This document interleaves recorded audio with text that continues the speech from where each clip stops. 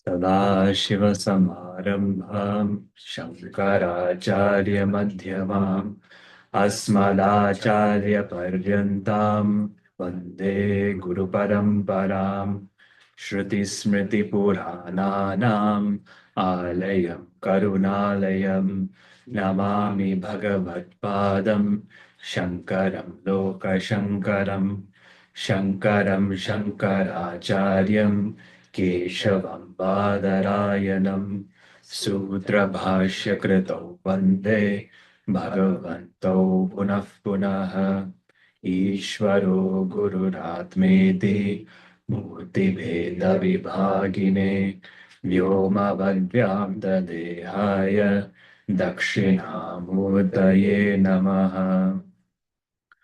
ॐ सहना भवतु सहनौ भुनक्तु सह वीर्यङ्करवावहै तेजस्विनावधीतमस्तु मा विद्विषावहै। ॐ शान्ति शान्ति शान्तिः। हरिः ॐ श्रीगुरुभ्यो नमः। हरिः ॐ। Is the volume too loud? It's okay.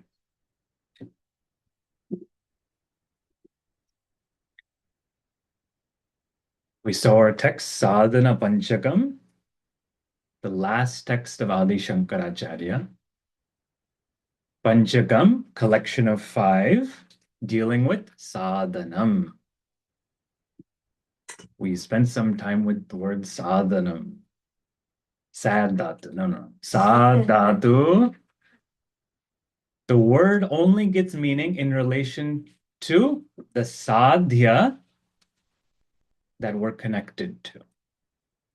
So we saw that the sadhya, the goal, the destination we're all seeking through all desires is, you can tell me, moksha. Moksha, freedom. The freedom from all desires is our main desire, because I'm tired of seeking. I'm tired of always wanting more. When am I going to be enough? Isn't it nice to come to a Vedanta camp? Because all you're told is you are enough, you are complete, you are whole. You need not do anything to do that, to be complete. Everywhere else we go, only when you buy this, you'll be complete. Only when you buy this vacation package, you'll have the complete experience. Right? But here you're told that you need not do anything. You just need to own up what you've disowned. So this moksha is our purushartha, it's the goal. It is our sadhyam by which we gain direction in life. So in relation to that, the sadhaka is a practitioner. What's the word connected to moksha? Mumukshu. Mumukshu, the one who desires moksha is the mumukshu. But then we refined a little bit further that moksha is not by any mystical experience. It's not something that we'll trip upon. It's not something that in the white heat of meditation, I'm going to experience this moksha. Puju Swamiji would say the only thing that will come out of the white heat of meditation is your cheese will become melted.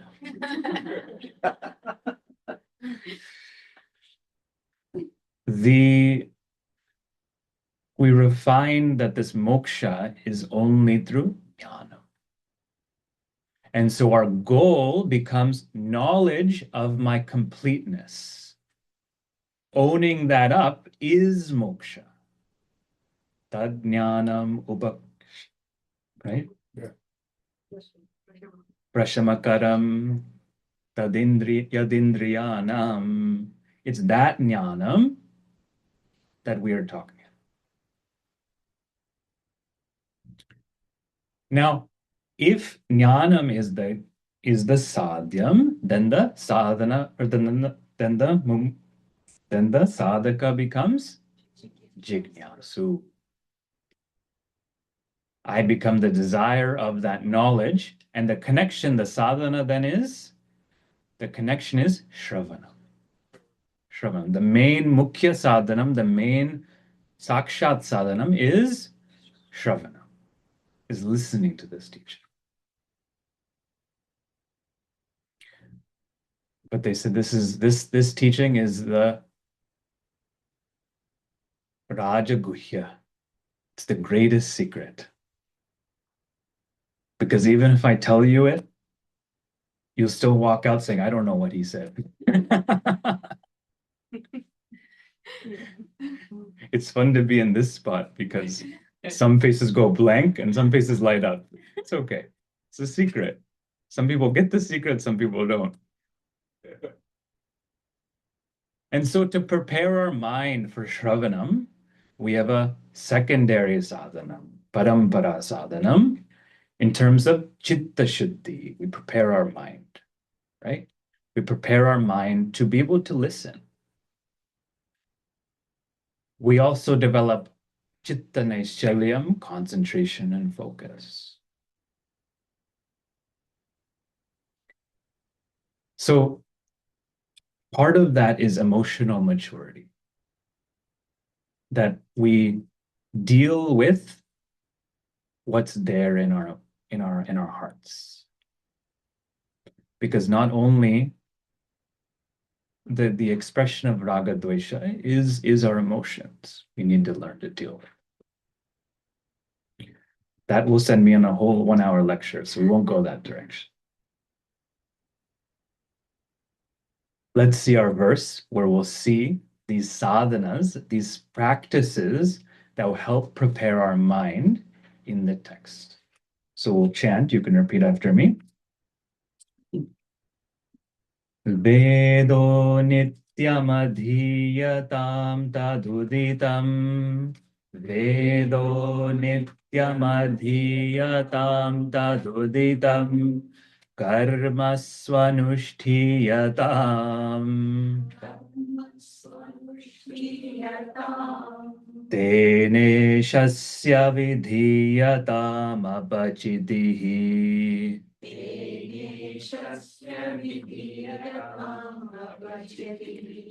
Kamye matistyajyatyam.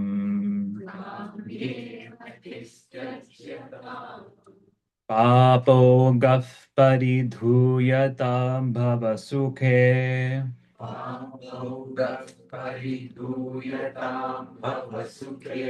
Dosho nusandhiyatam. Atme cha vyavasiyatam nijagrahat.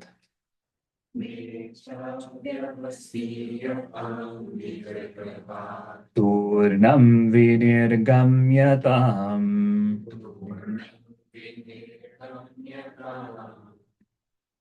Vedo nityamadhiyatam. So we remember that each verse, each of these verses hold 8 instructions.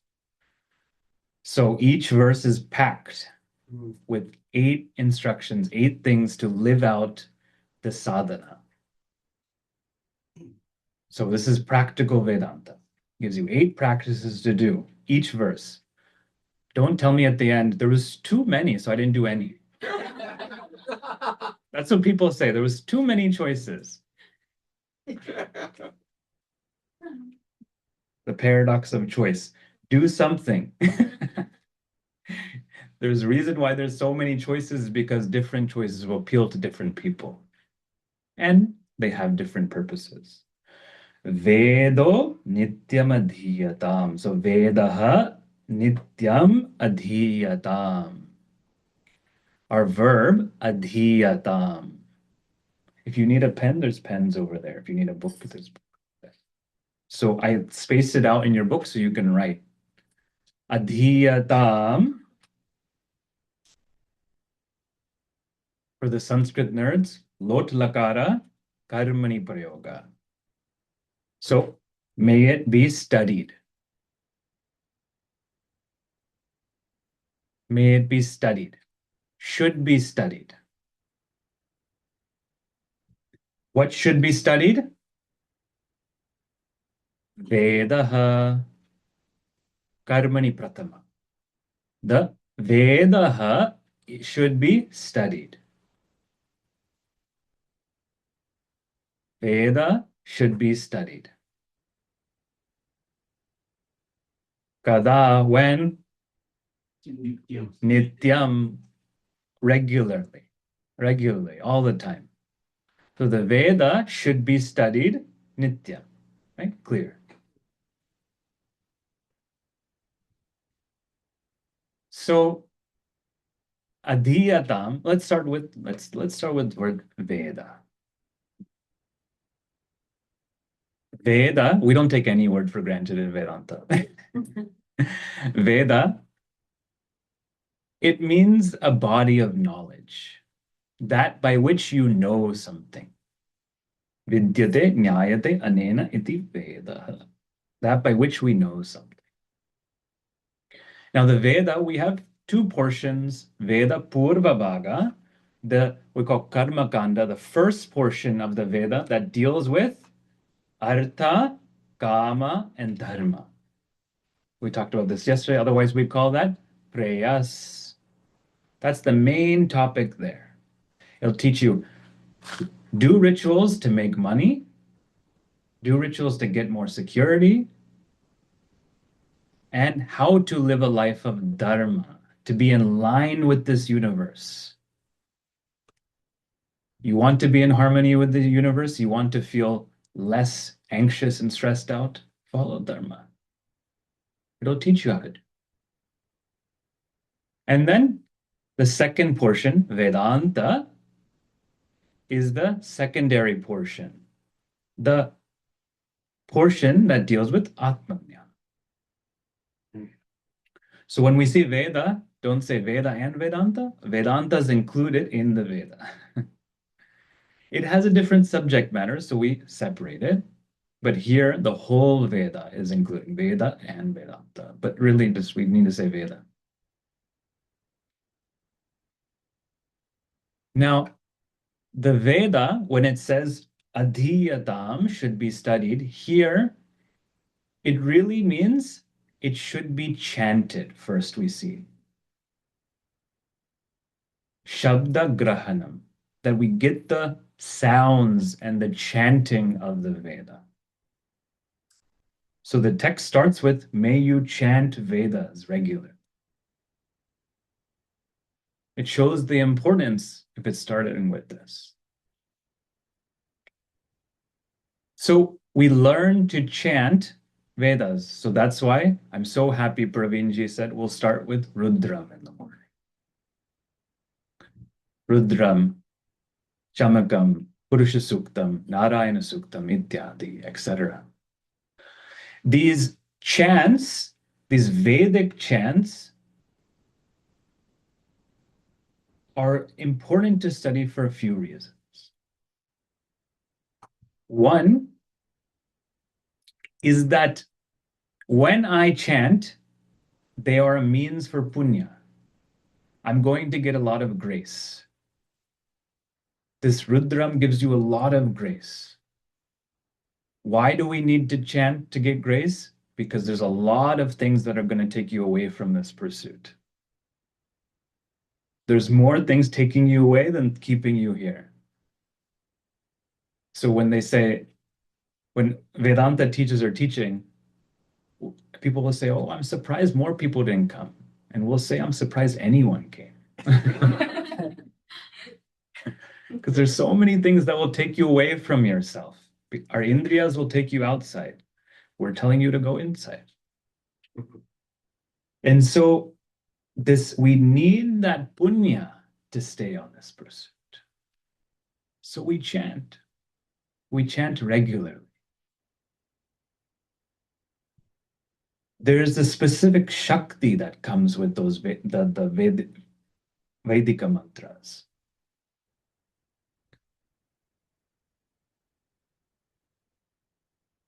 Rudram, they said, Rud dravayati iti rudram. That which dries up your tears is rudram. It also can be translated as one who gives you tears.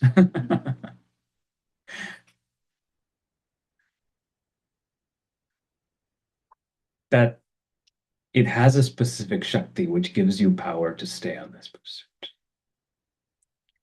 But Shivam, how do I learn the Vedic? Where's the Zoom class for Vedic chanting? There may be a Zoom class for Vedic chanting. Join. But it's hard to find a teacher for Vedic chanting, to be honest. And I want to emphasize that if you study Vedic chanting, please study under a teacher. If you try to learn from a audio recording or a YouTube link, etc., there's nothing wrong with that, but you're likely to make mistakes. And once you make a mistake, you'll always chant with that same mistake. When we chant in the temple, there's half the room is saying the wrong thing. It's very hard to chant because they're chanting with their own swaras, with their own style. Beautiful. But we chant, learn properly.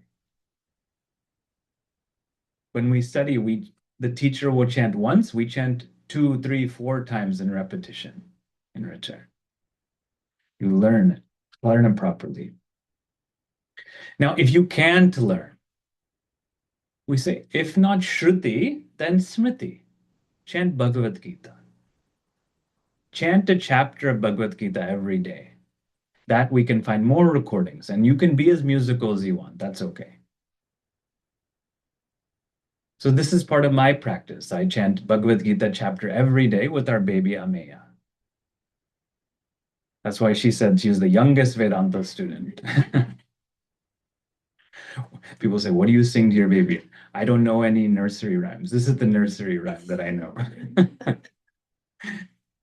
Ashocha nanvashocastam. Should be studied regularly. So we chant Gita. Okay, I don't know how to chant Gita. What do you know how to chant? Chant that. Chant that. But start the day with prayer. Right? We saw in the morning that we offer our gratitude to Lakshmi before we start. So, adhiyatam, may it be chanted, but then the second aspect of that is arthagrahanam. Not only learning the sounds, but if you can, learn the meaning of the sounds.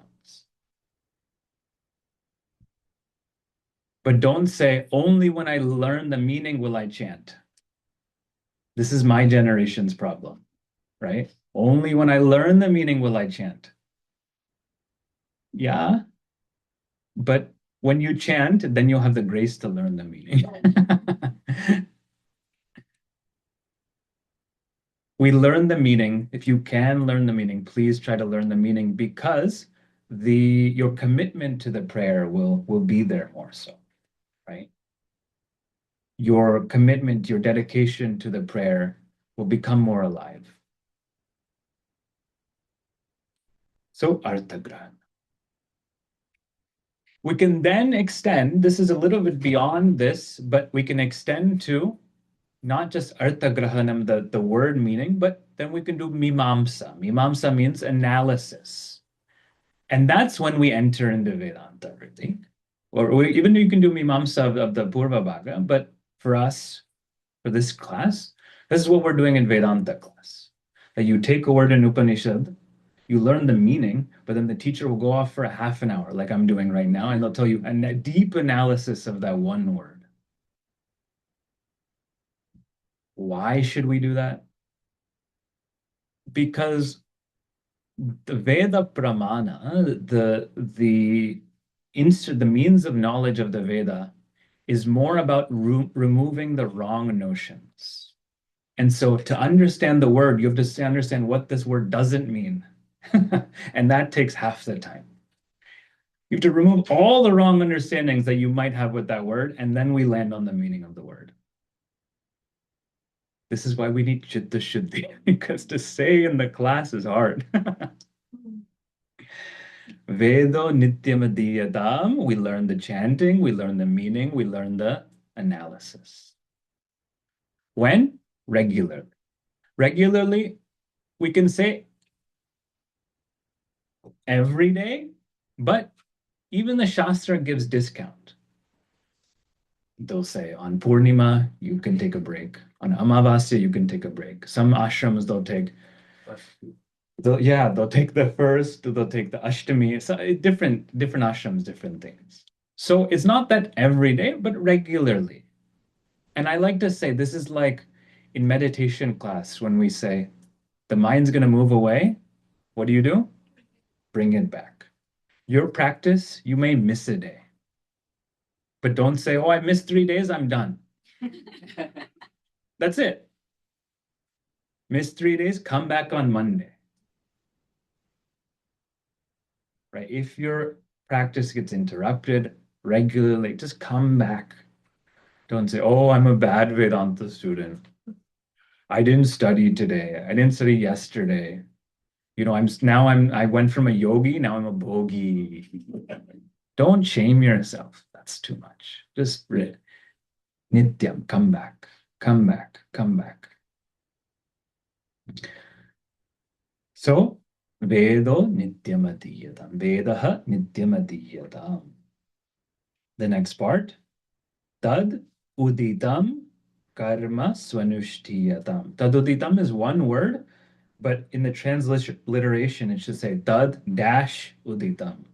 The dash is in the wrong place. Yeah, makes sense. Tad uditam, one word, but the dash should be after tad.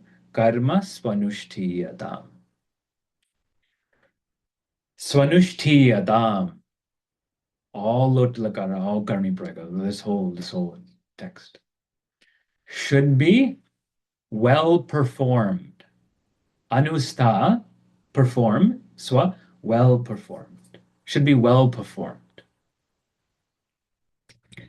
What should be well performed? What's the object? Karma. The karma is the karma. I'm talking to the wrong people. The karma, the duties, the actions, the duties, also use the word duties, should be well performed. What duties? Uditam, that are told or prescribed. Uditam, told, prescribed. Tad. Tad means tena, by the Veda. So may you perform well. May you perform your duties well. What duties? Those that are prescribed by the Veda. If you need me to repeat, let me know. I'm repeating a lot of times so that you can get enough time to write. Now, let's look at this word. Let's start with anushtiyata, well performed. What it means is, first of all, you should perform it. Do something. Do your karma.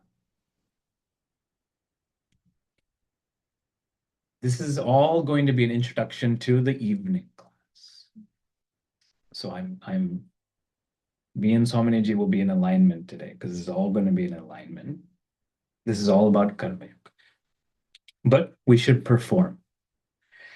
Now, what we should perform, what it means by well performed is that we should perform when we're talking about a religious karma, a Vaidika karma, do it according to the vidhi. Do it according to the way the ritual should be done. If it says light a ghee lamp, you'll say, why can't I light a candle instead? But the Veda is very specific about what it asks you to use. So don't go on your own adventure. DIY, do it yourself, right? No, don't do it yourself. Do it according to the Veda. And if you don't know how to do it, ask someone to do it for you. Go to a temple. And what we do in a temple is we identify with the priest. You put yourself a mat. So this is people say, how do I pray? Put yourself in the shoes of the pujari, of the person doing the prayers. Imagine yourself in their shoes doing the.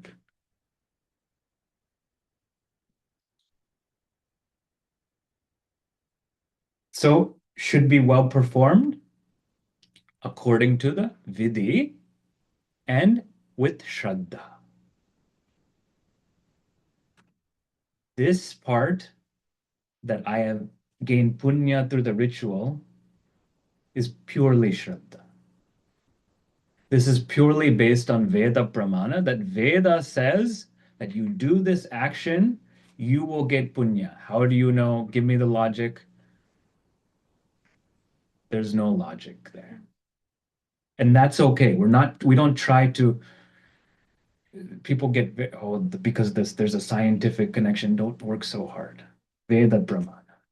We accept that. Just as Vedanta says that you are the self, this is the same Pramana, but it reveals something that we don't know in terms of punya, papa, and the connection. Now we saw the word anushtiyatam. Now karma, our karma. Now our Shastra talks about a different types of karma. We talk about nitya karma. Nitya karma means our regular activities, the ones that we're supposed to do regularly. Nitya. Naimittika, occasional karma. So our nitya karma, regular karma, our naimittika karma, our occasional karma. Those two are enough to hold on to. I'll just give us some more because there's eyes looking at me. Kamya karma is the third, and then prayaschitta karma. Kamya karma means the desire-based activities. Desire-based activities. Prayaschitta karma, there's no good English translation. They say expiatory. That's more Sanskrit, that's more foreign than the Sanskrit word prayaschitta. Right? It's when we do something that's against our dharma. If I driving and I run into an animal, for example, I don't mean to, but I kill something. Now there's certain prayaschitta karma, there's certain karma, there's certain activities that can get rid of the papa that I've accrued. So you'll see this a lot if you go to see an astrologer and they'll say, in your chart, there is something there. You need to do a karma to get rid of that obstacle, right? So the astrology and the prayaschitta are connected. Okay, but we're not. We're going to focus on nitya naimittika karma. So when it says that you should be doing that duty, your karma, this is what they're talking about, nitya naimittika karma. Nitya karma, again, we start with the Shastriya view. The nitya karma that we talk about, the first thing that they'll always say is, what should we do? Agnihotram juhuyat. Do your Agnihotra, do your fire ritual every day. Sandhya upasita, do your Sandhya vandanam. So if you can do this Vedika ritual, please do it. As Vedanta, we say, oh, we're too cool to do that.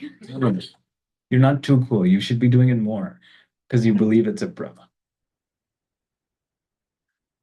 But say, okay, Shivam, I can't do a fire ritual. We have fire alarms in this country. I live in an apartment. Do you think I can do a fire ritual? You also heard that there's so many rules that even to do the ritual, you can't even technically do it in the winter if you're being very technical. You need the sun to melt the ghee. your ghee will freeze outside. But so the then we go from Vedika karma, then we talk about do puja, some sort of puja. Again, the ideal, we go from the ideal, but don't get stuck in the ideal. 16-step puja. Otherwise, 5-step.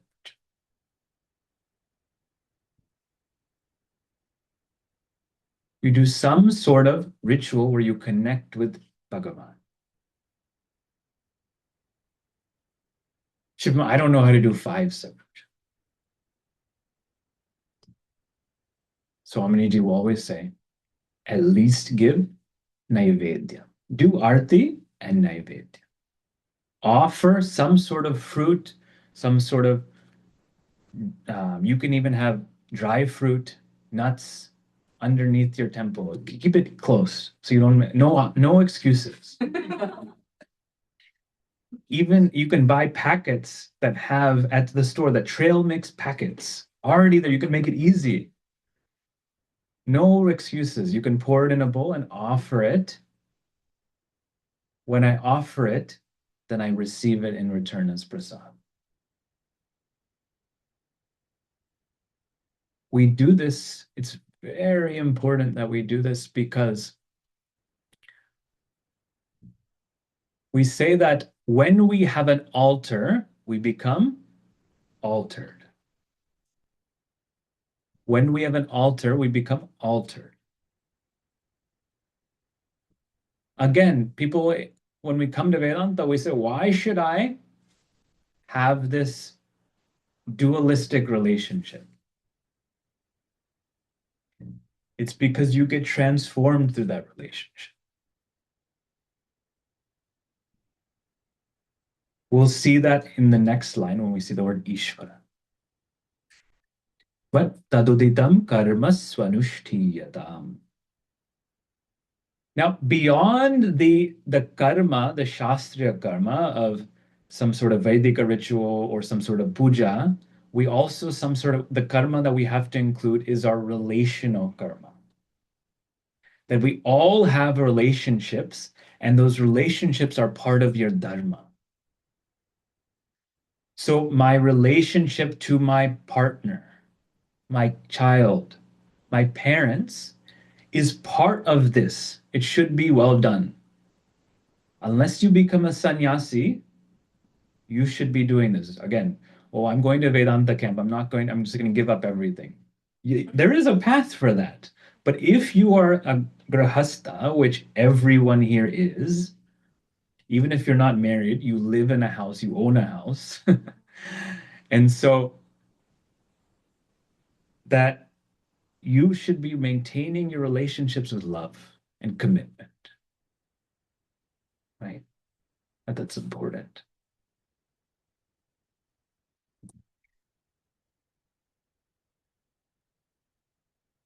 So already we have some practical steps. I can learn some Vedic chanting or do some prayers in the morning, some sort of parayana.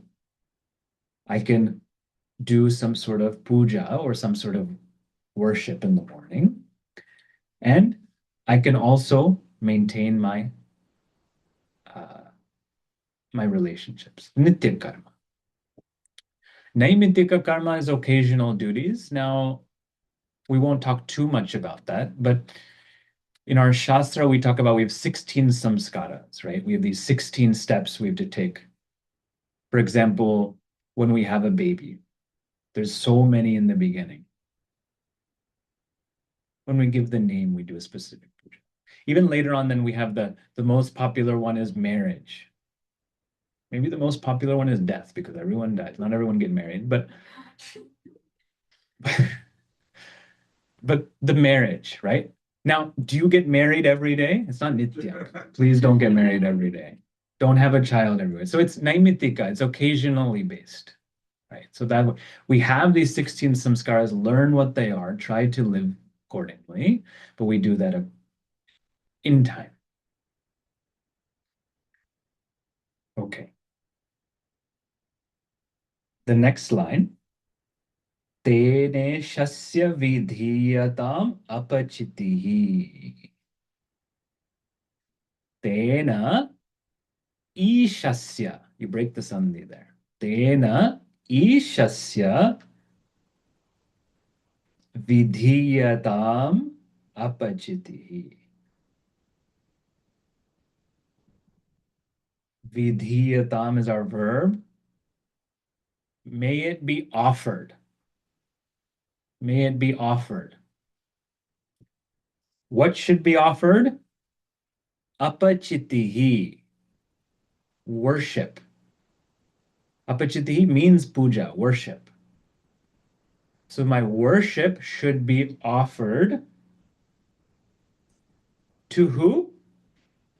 Ishasya. This is a special karmani shashti, that it should be offered to Isha, Ishvara. So may my worship be offered to Ishvara. Then there's one more word, Dena. By that. By that what? Karmana. By that karma that we talked about in the previous line. May my worship be offered by that karma, by that dharma that we were talking about. Clear? Everyone got it? So let's pick up the words here, right?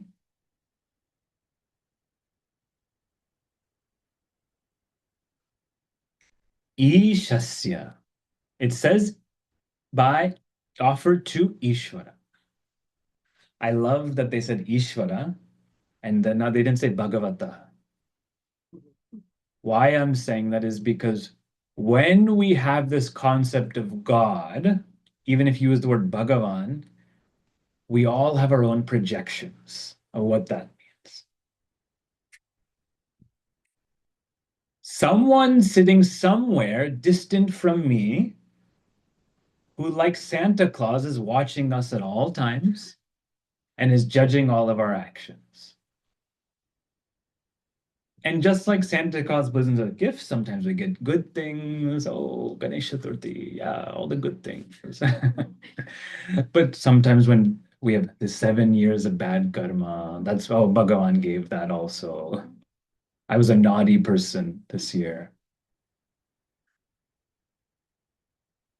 We clean up all those wrong notions with this word Ishvara, safe word. So the God that you don't believe in, I don't believe in either. That's not the God that they're talking about. Ishvara, we'll spend some time with this word. In the Bhagavad Gita, they say, Yataf pravrittir bhutanam yena sarvam idam tatam tam karmana tam abhyacha siddhim vidyati manavaha. 1846. Pujya Swamiji's favorite verse of the Gita. That is say, Yataf pravittir bhutanam. What is Ishvara? Ishvara is the from which, yataha, from which pravrittihi, there is creation, bhutanam, of all beings. So what is Ishvara? Ishvara is the creator of everything. So when we talk about Ishvara, we have to talk about the creation. In the scientific methodology, we'll talk about that there was a big bang, right? There was an explosion, but we have to look at what is the origin of that explosion, that bang. Now, scientists will say that there is a singularity, that there is a point of infinite mass and density from which this entire universe created, but about which we will never know because we can only understand after a billionth of a second, t plus a billion.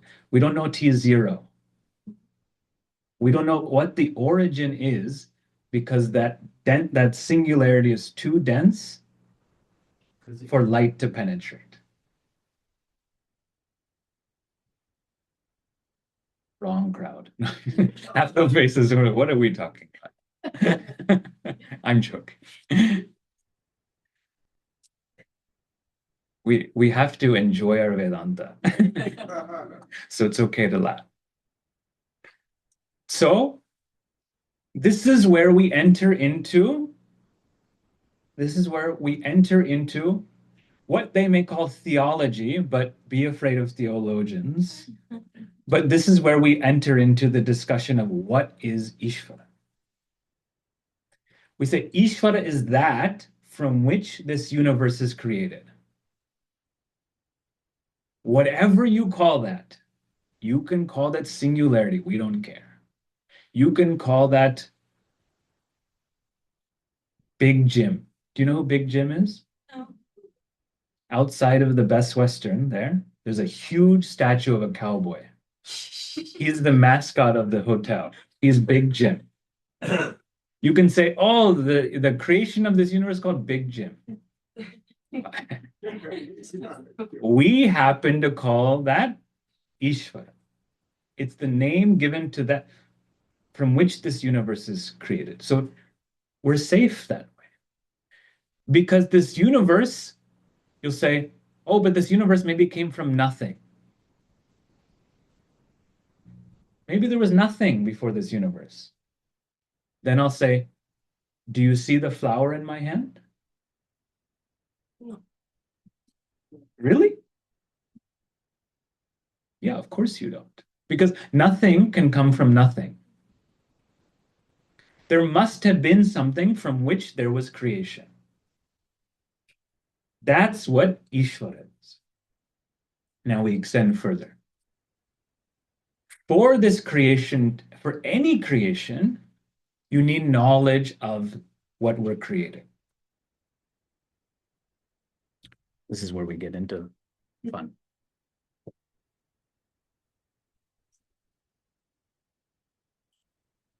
If I want to be the gata karta, if I want to create the gata, the pot, I have to be gatagniyaha. I have to know how to make the pot. It takes serious skill to. Have you ever tried to, on the wheel, it'll go against the wall. It takes serious skill and knowledge to create a pot. You have to be able to make the pot, you have to know how to make the pot. You have to have the knowledge and skill to create. Yeah? If I want to make the shirt, patakarta, then I need to be patagniyaha, that I need to know how to weave. Why pata? Why gata? Because they rhyme. We say patasya karta, patagniyaha, gatasya karta, gatagniyaha, sarvasya karta, sarvagniyaha. To make the entire creation, I must have all knowledge. To create everything, there must be a source of all knowledge.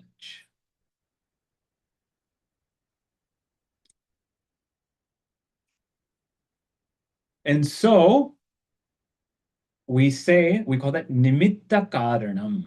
The nimitta karanam is that intelligent cause which has all knowledge.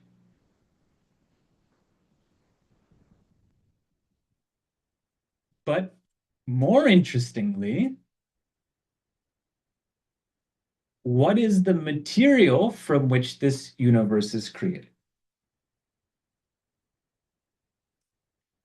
The verse said, Yena sarvam idam tatam.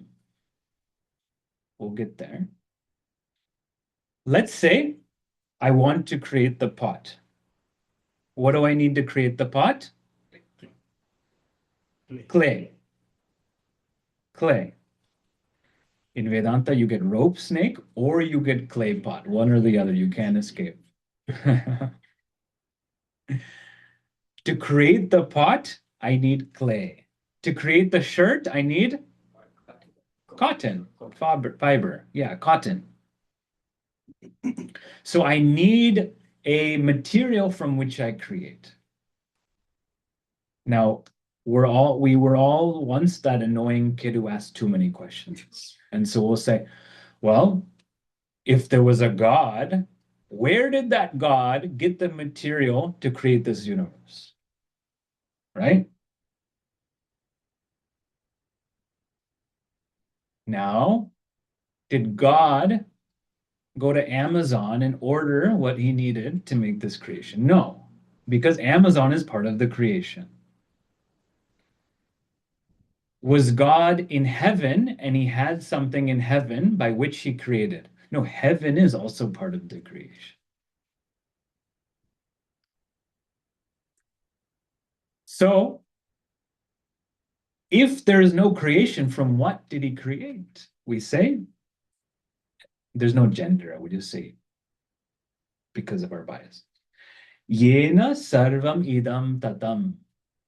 Ishvara is yena, that by which, idam sarvam, this everything, tatam is pervaded. Ishvara is the material by which the universe is created. Ishvara is the material which creates this universe, which this universe is made up of. Okay, Shivam, this is too much. Well, Mundaka Upanishad knows that it's too much, so they give an example. Yathornanabi srijjate grinnate cha. Just like a spider creates a web, creates their own universe out of what? Out of themselves, right? The spider creates their whole web, their whole universe out of itself. You know what's fun about this example is that they must have observed that the spider will create. Spiders also maintain their web very well. They'll clean up anything that's there. And also, when they're done with the web, they want to find a new location, usually near a light, so that the bugs will come and get caught. They want to move, they'll consume the web so that they can use that material for the next web. Creator, sustainer, and dissolver of their own universe. That is what we call Ishvara. The material by which this universe is created, sustained, and then dissolves back into. The limitation of that example is, yeah, have you ever seen a web without a spider? Yeah, look up in the corner of your house.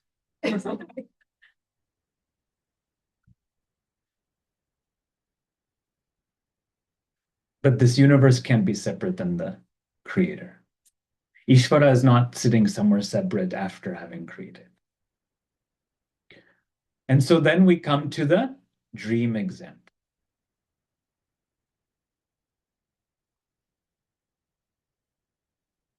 That I had a dream last night. I really didn't, but I had a dream last night that I was in Shivananda Yoga Ashram, Bahamas.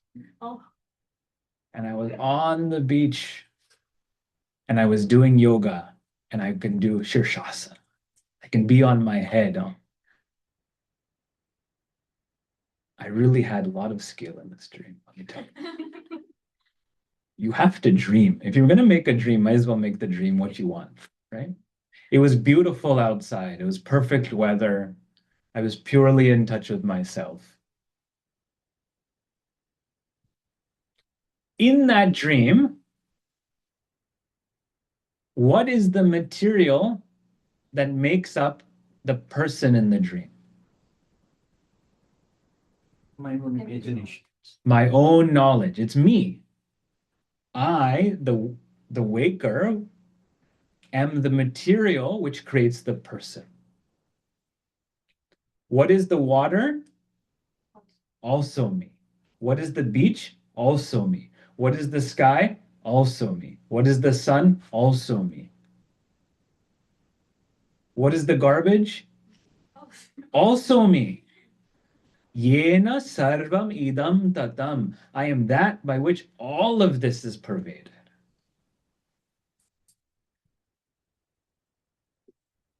This is the basis of the entire Sanatana Dharma culture. That you go to any village in India and you say, where is Ishvara? They'll look at you like you're dumb. Ishvara is everywhere. And so we do puja and we have a little lump of turmeric, Ganesha. We can make a lump of dirt, Shivalinga. Because the sacred is in and through everything.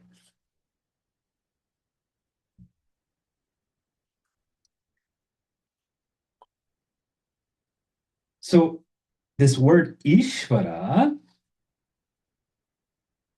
that is the Ishvara that we're talking. The Ishvara which pervades this entire universe. Now you may ask, if Ishvara is everywhere, why do I need a murti? Why do I need to go to the temple? If you can see everything is Ishvara, and I'll say, Puja Swamiji will say this, I'm not allowed to say this, but he'll say that if you can see your mother-in-law as Ishvara, please see. But you can't. I get frustrated. If you can see that driver who cuts you off on the road as Ishvara, please do. If you can see the floor and the trash as Ishvara, please do. We do our namaskar, right? That is the goal. But if you're not there yet, to see Ishvara everywhere, we have to see Ishvara somewhere. And so we have the murti in which I can concretize, in which I can have a point where I can worship.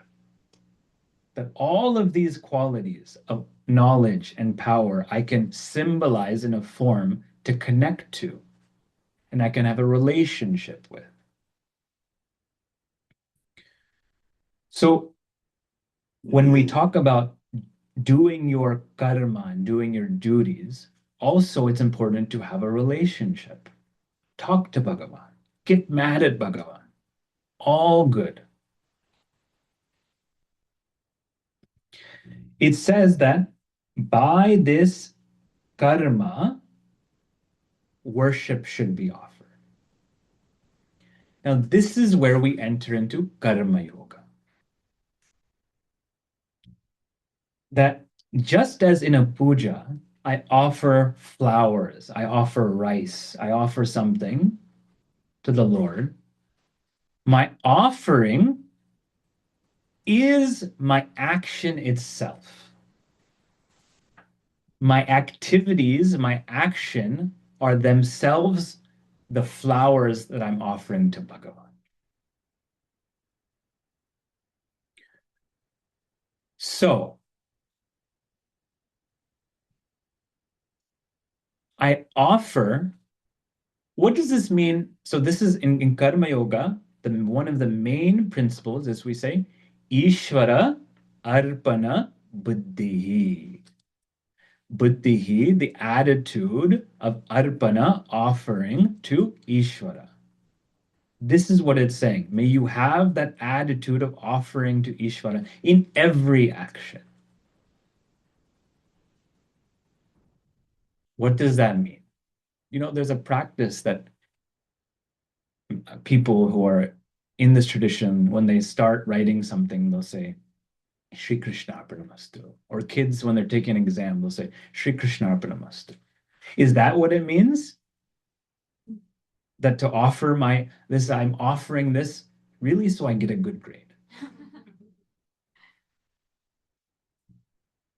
What it means to offer is that may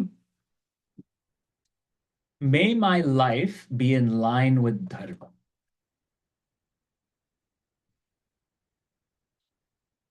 You see that Ishvara, as we were saying, is in everything, is even in the laws of this universe. There's one law called dharma, the dharmic law. That dharma and karma are really one law, that as you do something in line with Shastra and in line with your common sense, you will gain a result, right? This law of the universe is a form of Ishvara. Dharma is Ishvara. So when I'm doing dharma, I am as though honoring Ishvara. The dharma itself is my connection to Bhagavan. So when we say what does it mean to offer? It means to be in line with dharma because dharma is the form of Ishvara.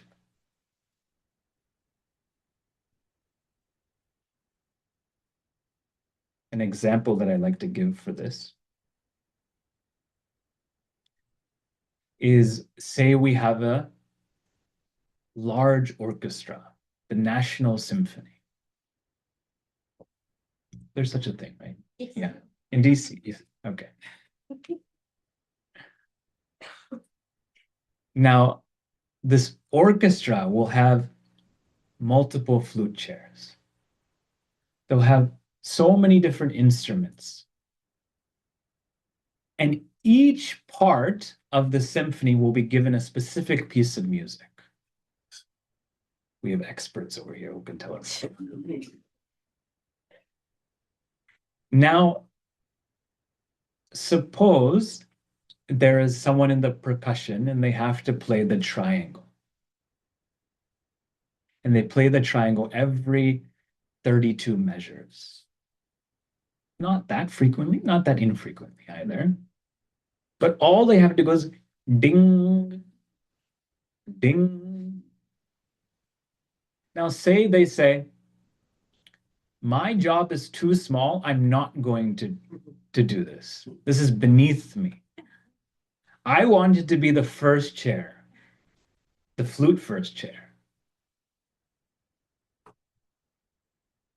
But this conductor is a real jerk. Put me in the back of the room. Oh, they're always in the back. But you tell me, without that ring, is the music complete? No.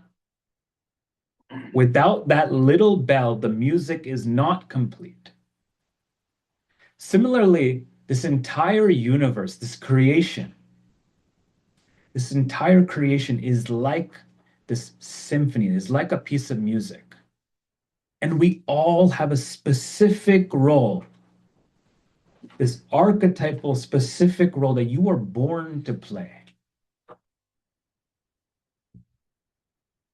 You have this dharma that is universal, but there's also a very specific dharma that you are supposed to play.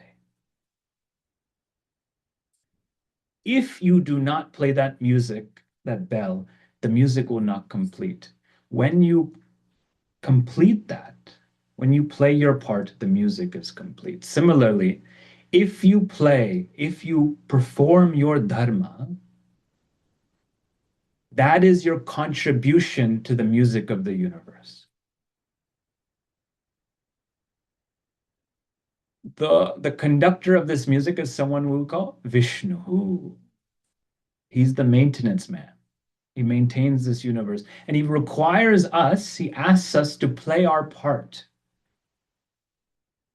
Because without your part, the music is not complete. So what does it mean to contribute? It means to play my part. Play it well.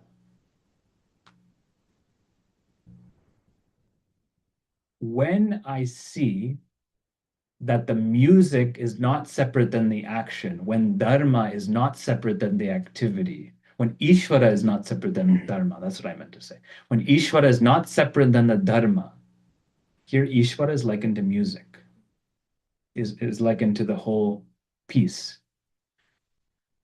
Ishvara is in the form of this dharmic action itself. So when I do the activity, I am actually contributing to Bhagavan.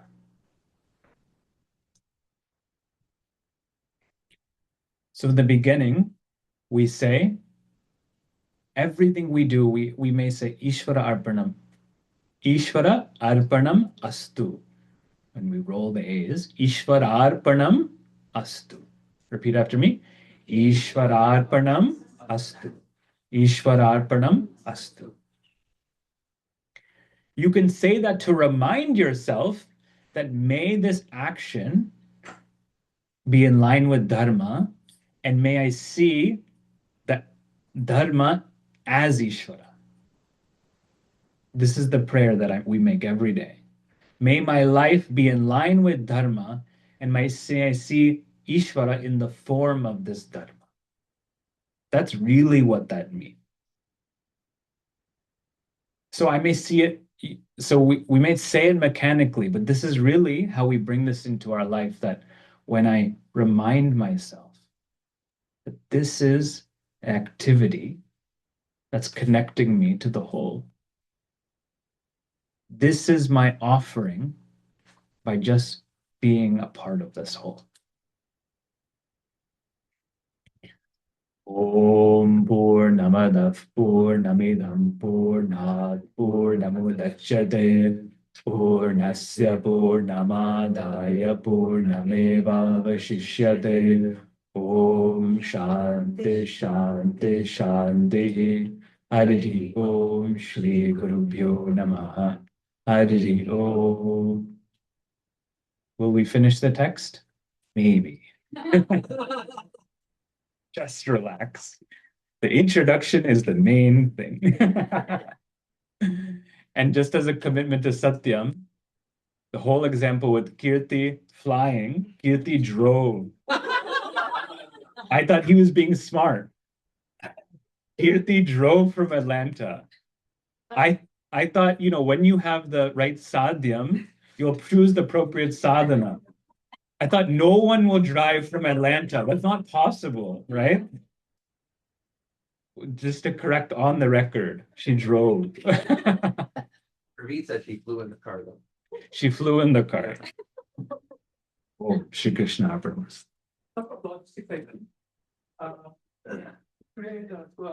Lunch with Miniji, the youngsters who sit with the first table, whole table, right? The four of you who sit with Swamiji, go pick your lunch and go sit with Swamiji for the lunch.